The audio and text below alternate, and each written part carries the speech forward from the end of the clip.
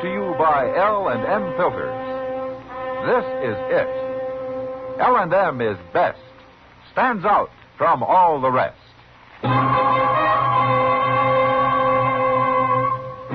Around Dodge City and in the territory on West, there's just one way to handle the killers and the spoilers, and that's with a U.S. Marshal and the smell of Gunsmoke.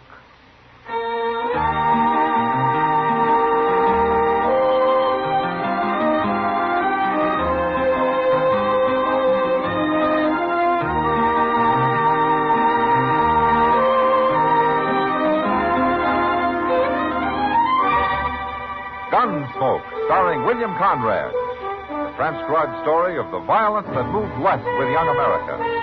And the story of a man who moved with it. I'm that man. Matt Dillon, United States Marshal. The first man they look for and the last they want to meet. It's a chancy job, and it makes a man watchful. And a little lonely.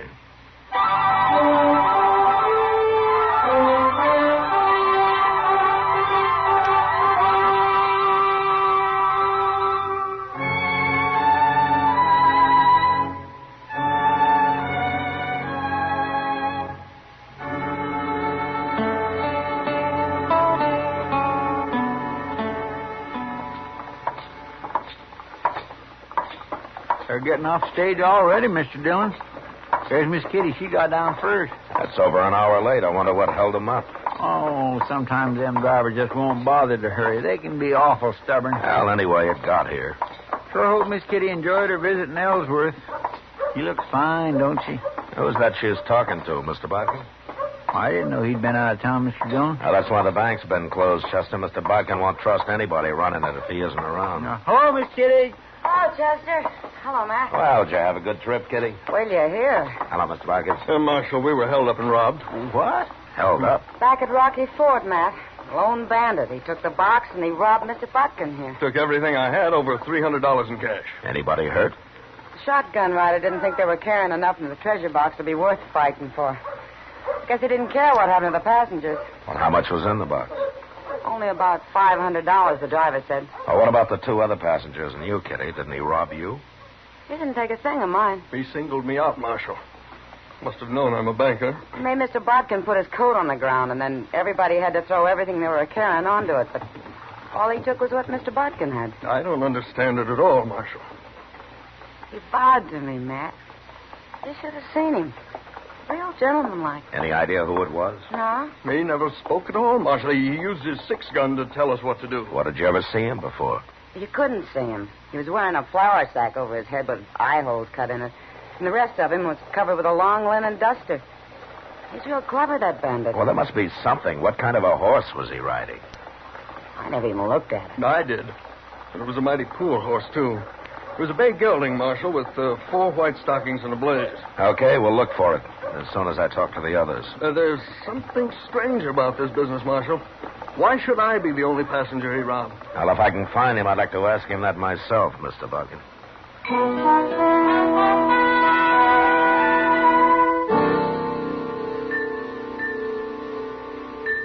Neither the driver, nor the shotgun messenger, nor the other two passengers, who turned out to be a couple of homesteaders, could give us any more information on the bandit. So Chester and I saddled up and rode out to Rocky Ford. We found nothing there. About a half a mile further on, we spotted the bay gelding, standing alone and unsaddled. I put a rope on him, and then we got down to stretch our legs and take a closer look.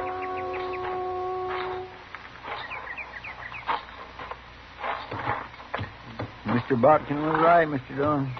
This sure ain't much of a horse. Yeah, he's good enough, Chester. Good for us, you mean? He's put that bandit afoot already. Hey, Chester. Hmm? Come here. What? Now look at that brand. What? That's old man Miller's lazy am. That's Miller's horse, not the outlaw's. Nobody but a fool would ride a crowbait like that to hold up a stage, and this man's no fool. Well, but everybody saw him on this horse. He borrowed him, Chester, just long enough for the holdup. That way nobody saw his real mount. Well, now, ain't that smart? He head out that way? Yeah. toward the river. Hell, I'm not even going to follow him. You're not? Now, once he hits the river, he'll swim downstream to a cattle crossing, and his tracks will be lost. And he's got about a 4-hour start on us anyway. Looks like he's going to get clean away, don't it? Chester. Hmm? Did you ever hear of Teddy Blue Fisher? Teddy Blue Fisher? Yeah. No, sir, I ain't. Well, he's got quite a reputation. I'm surprised you never heard of him. Why, what's he so famous for? For robbing the rich and sparing the poor. And for being quite a gentleman about the whole business. Nobody's been able to get enough evidence to charge him with anything that'd hold up in court. Why not? Well, like today. We haven't got anything on him. Well, maybe it wasn't him, Mr. Dillon. I'm only guessing, Chester, but it was Fisher or somebody who works like him. He held up the stage, took the box, and robbed the only rich man on it. And, of course, he wouldn't take anything from a lady. By gracious, if I went to the trouble to stop a stage, I'd take everything. He don't sound so smart after all. Now, that's part of his game, Chester. Everybody in the country will soon hear about him, and there won't be a poor family anywhere that won't hide him and feed him and give him anything he needs. He's got 'em all standing up for him, you mean, huh? Yeah, that's the way it works.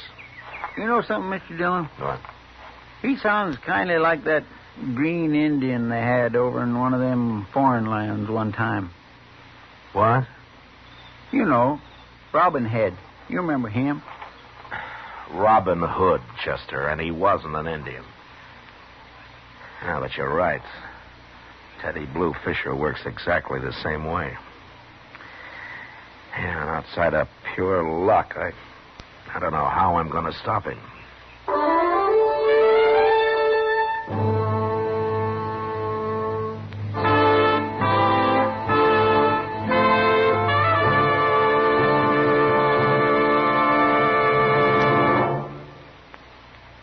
King size or regular, L&M is best. Stands out from all the rest. This is it, L&M filters. It stands out from all the rest. Miracle tip, much more flavor. L&M's got everything. It's the best. Yes, L&M is best. Stands out from all the rest. L&M stands out for flavor. Flavor. Flavor. The miracle tip draws easy. You enjoy all the taste. L&M stands out for effective filtration. Filtration. Filtration. No filter compares with L&M's pure white miracle tip. L&M's got everything. It's America's best filter cigarette.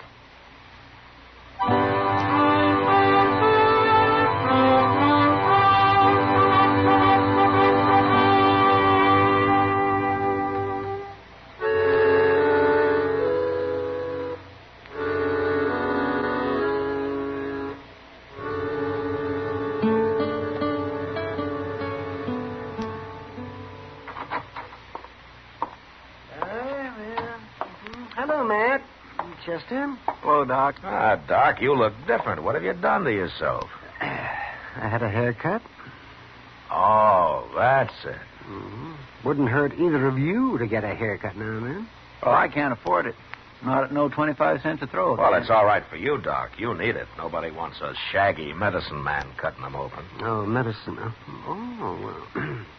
Well, what about you? I suppose the dignity of the law served best by a couple of molting prairie chickens. Chester. Yes, sir. Take out your gun and shoot him. Yes, sir. Hold still, Doctor. Go ahead, shoot. Nothing will happen to you. Not around here, it won't. You'll go free as a bird. You can run around like Teddy Blue Fisher and hold up stages and everything. No trouble at all. Not from the law. Wait a minute, Doc. Who told you about Teddy Blue Fisher? Teeters did. At the barber shop. He said everybody knows about him now. Oh, I expected that, but you got more to tell me, Doc, so go ahead. Well, I don't know why I bother, but since I'm already here, I guess I might as well. Well? Well, Fisher got a haircut just before I did, man. He did? Are you sure? He told Teeters who he was. Well, he's not wasting any time. What else did he tell Teeters? But said he was going to stay here and gamble for a few days. He's over at the Long Branch starting now. Now, he's got $800 for a stake. Well, you can't prove where he got it, can you? No. But there's something I can do. What's that? Look, Doc, his whole game's based on stealing from the rich. If I can stop it, maybe I can show him up for what he is. Well, you mean you think he's a fake? Now, did you ever hear of any outlaw admit he's nothing but a common thief? And a thief will steal from anybody, Doc, rich or poor, if he has to. Well, how are you going to stop him, man? Well, for one thing, I'm going to put 2 shotgun men on every stage that goes out of here. Men that'll shoot. Ah, that's a good idea. That's a good idea. Oh. But I hear Fisher's quite a gunman himself. Yeah, I know, Doc. Now, I'd throw him in jail without evidence, but it'd only make him a martyr, and people would think more of him than ever. Now, I got to outsmart him somehow. If you can. Yeah, if I can.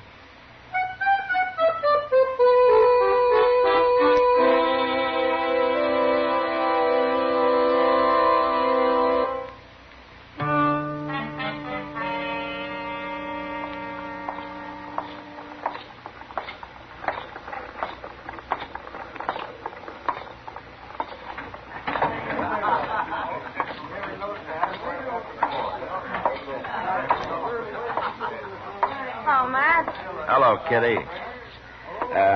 Say, Kitty. I heard that Teddy Blue Fisher was in here. Oh, he just left. Said he'd be back in a minute. He's quite a fellow, Matt. Yeah, he sure is. Did you hear what he did? No, what? He broke the Faro Bank. Won over $1,000. Well, that won't help. What do you mean? Not all the money he's got now, he won't have to work at his usual trade. He can loaf around for a long time. No harm in that, is there? Now, that makes the law look pretty foolish, Kitty. And besides, he's got to be in action before I can stop him. You still think he held up the stage, don't you? Well, that's his way of doing things. You gonna run him out of town, Matt? I'd sure like to. Well, now's your chance. Here he comes. Buy that drink now, Miss Kitty. Well, there's a man here who wants to meet you first. How do you do, sir? I'm Teddy Blue Fisher. I'm Matt Dillon. Pleasure's mine, sir. That's right. The pleasure's all yours. Coming from anyone else, I'd take that real bad. But I can understand your feeling. And we know where we stand, don't we? And it's too bad. I would like to be friends. You know, you're a thief, Fisher, and you're probably a murderer to boot. That's a lie. I never shot a man in my life unless he tried to shoot me. To kill a man who's trying to protect his property is murder, the way I figure it. Well, I'm not going to argue with you, Marshal. No, I didn't think you'd be dumb enough to. That'd be admitting what you are, wouldn't it? People talk, make up stories. I have never done anything wrong. How long are you planning on staying in Dodge? Well, Marshal, I never planned. But I'm living pretty well in Dodge. I kind of like it. Yeah, so I hear. Only trouble right now is finding somebody willing to buck me gambling. My luck's been showing too much. Well, I'm sure you'll find somebody, Fisher. I thank you kindly, Marshal. I hope to. That reminds me, I want to talk to a man over there about it.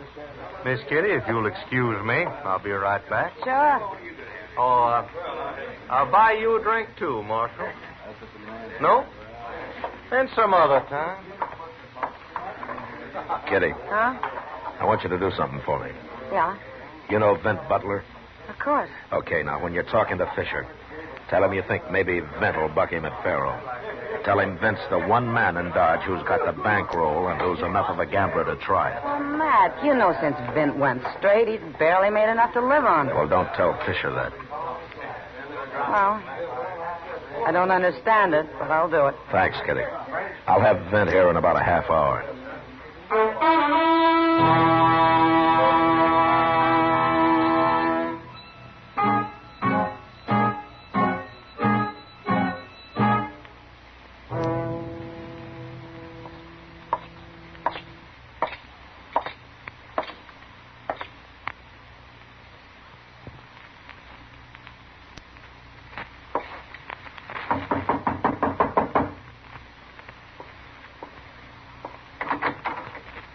Marshal Dillon. It's okay, Vint. Now, Marshal, I ain't done a thing. Now, don't start shaking, Vint. No, it ain't that. You surprised me. Well, I think I'm going to surprise you more. But let's go inside, huh? Sure. Come on in. Vent, you remember what happened a year ago? I sure do. But, Marshal, I kept my word. I swear I have. Well, as far as I know, you have, Vent. Good, you had me worried there. You remember I told you that if you went straight and quit dealing crooked, I'd give you a chance?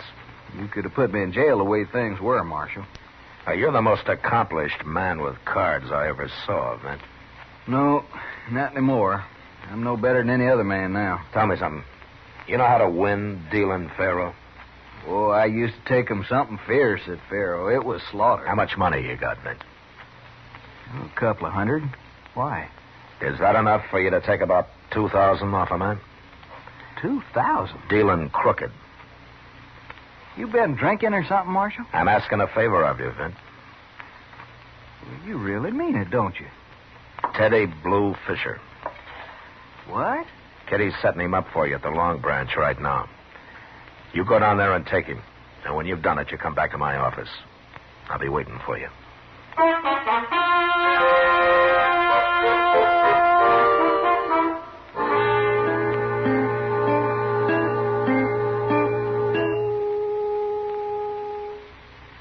It's near midnight, Mr. Dillon.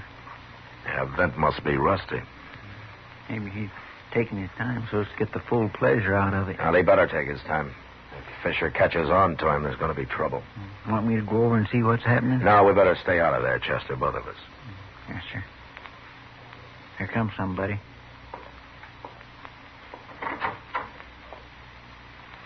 Hey, it's Vint. How'd you make out, Vint? Like a bear in the spring, Chester. But, Marshal, you said a couple of $1,000. He had near 2,500 on him.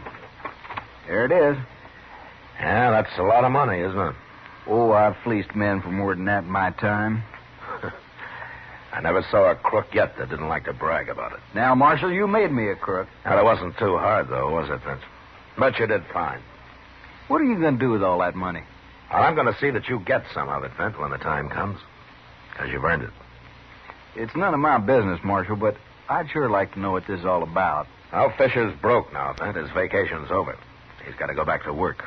Robbing rich people, huh? Yeah, if he can. I don't envy you trying to catch him, Marshal. From what I hear, most everybody in the country's on his side already. They'll make it awful hard for you. Sure. But I'm a gambler, too, Vince.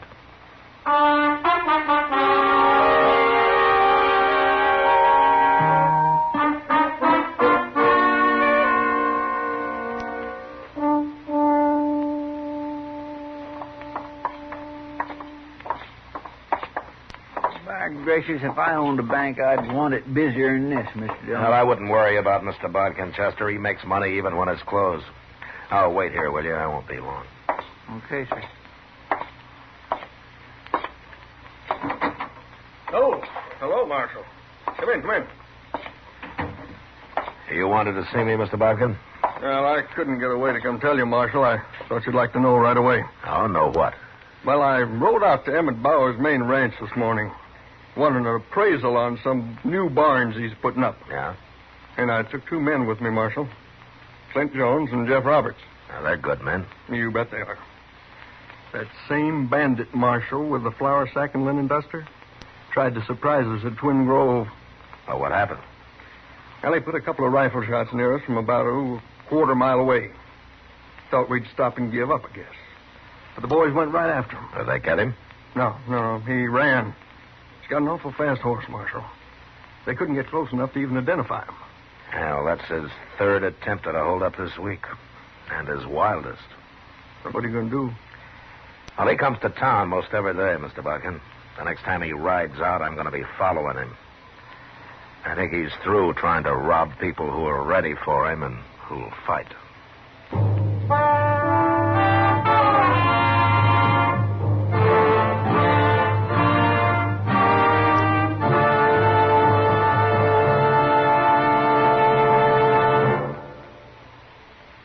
L&M is best, stands out from all the rest. L&M's got everything. Everything? Yes, everything. L&M stands out for flavor. The miracle tip draws easy, lets you enjoy all the taste. And L&M stands up for effective filtration. No filter compares with L&M's Pure White Miracle Tip for quality or effectiveness. L&M stands out for highest quality tobaccos, low nicotine tobaccos, L&M tobaccos, light and mild. L&M's got everything. Everything? Yes, everything. King size or regular. It's America's best filter tip cigarette.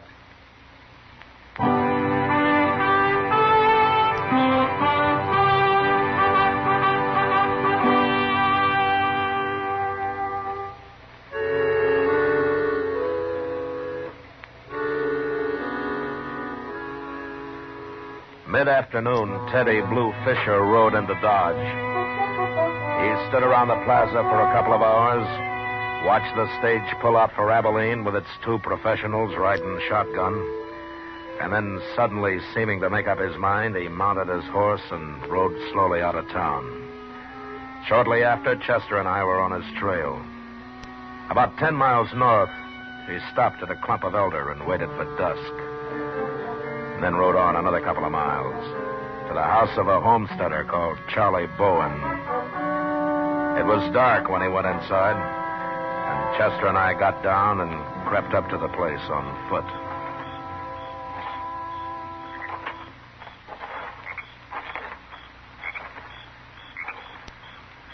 What do you think he's doing here, Mr. Dillon? We'll find out. Maybe they're feeding him. He's been so doggone broke all week. Yeah, maybe. Here, hold up a minute, Chester. What is it? You see where he tied his horse?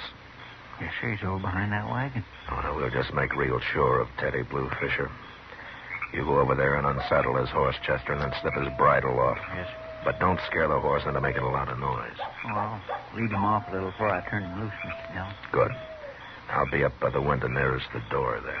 All right, sir.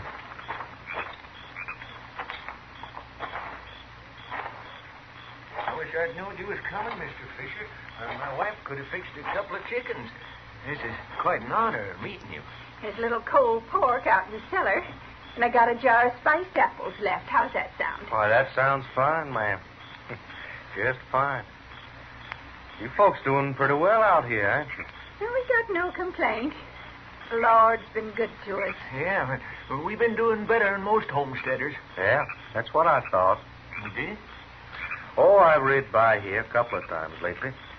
And I can see you got yourself a nice house and stock. Most folks got nothing but a patch of corn, a sod hut. It's a shame, ain't it? The way people have to live. Yeah, well, that's why we kind of stand behind a man like you, Mr. Fisher. Now, I ain't saying nothing, but you take a big banker like old Botkin. Why, he's got more money than he knows what to do with. It don't hurt him none to lose a little of it now and then. Why, that's true. Of course, bankers don't have all the money in the world. They don't have none of ours. And they never will. You don't believe in banks, ma'am? No, sir. I wouldn't put a penny in them. That's right smart of you. Yeah, well, she's like that, Mr. Fisher. She always said our money ought to be right where we could lay our hands on it whenever we want. Why, of course. Well, some of that depends on how much you've got. Well, we've been saving all our lives. Must have near, $800 now. What you doing, Mr. Dillon? Talking money, Chester. Where do you Quiet keep that now. $800, Frank? It's hid. Where? Well, it wouldn't be right to tell nobody, Mr. Fisher. It's a secret. You can tell me. Oh, no. We can't tell nobody at all. Yes, you can. Mr. Fisher, what are you doing? What's the gun for? I just want to know where you keep that money. Oh, you're not going to rob us. Well, we're poor. I've robbed poor people before this. No, you haven't. Don't be fools. Now show me that money. You're a fake, Mr. Fisher. You're a liar. Sure, but nobody will ever find it out. I'm going to kill the both of you. No. But you can live a little longer. Just show me where that money is. Don't tell him, Charlie. I won't. He's going to rob us. I got to kill you anyways now. I'm going in, Chester. Stay back. Yes, now, where do you... All right, hold it, Fisher. Don't touch that gun or I'll bust your other arm. Marshal, he was going to shoot us. He was going to kill us. Now, what's the matter with you? I was joking. Marshal, you had no cause to shoot me. You're lucky I didn't kill you. You should have, Marshal. He's nothing but a murderer and a dirty common thief. I'd rather have him in jail, Bowen, than on public Look, trial. this was a joke. I was just fooling, I tell you. I never harm people like you, and you know it. I don't hardly know it. It's all over, Fisher. You're finished. Maybe some other Robin Hoods like you will be finished, too, when people hear what you like when you think nobody's watching. Chester, go tie up his arm. He's too valuable now to bleed to death.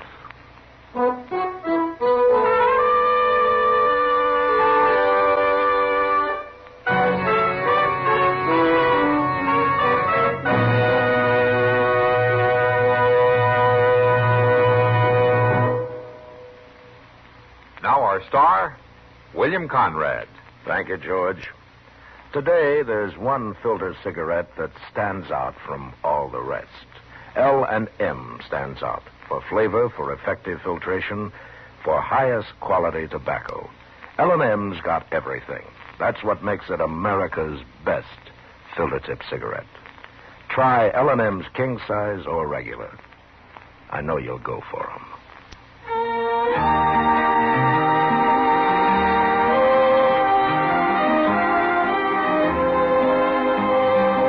Gunsmoke, produced and directed by Norman Macdonnell, stars William Conrad as Matt Dillon, U.S. Marshal. Our story was specially written for Gunsmoke by John Meston, with music composed and conducted by Rex Corey. Sound patterns by Tom Hanley and Ray Kemper. Featured in the cast were Lawrence Dobkin, Harry Bartell, Ellen Cleve, Joe Cranston, and Frank Cady.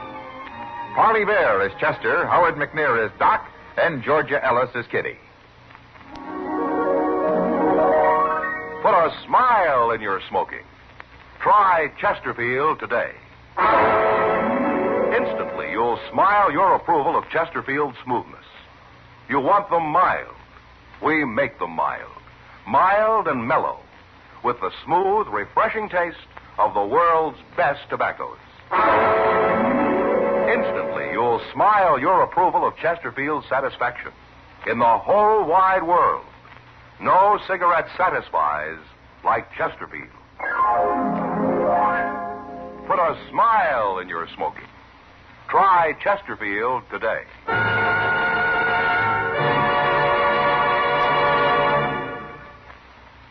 The current issue of TV Radio Mirror carries a feature story on Gunsmoke, complete with pictures of Matt, Chester, Doc, and Kitty. It is available at your local newsstand.